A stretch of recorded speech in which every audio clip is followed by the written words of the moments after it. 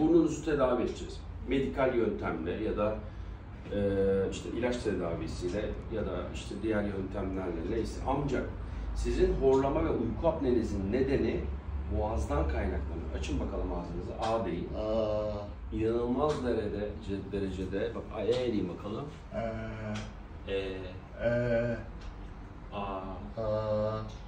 Horlama ve uyku apnesi, yumuşak damak, küçük dil, bademcikler bölgesi, dil köküyle alakalı. Yani biz burnu açsak bile eğer o bölgeyi tedavi etmezsek, siz için konuşuyorum, horlamanızın kesilmesi imkansız. Dolayısıyla sizin muhakkak ve muhakkak bu bölgenin tedavi edilmesi gerekiyor.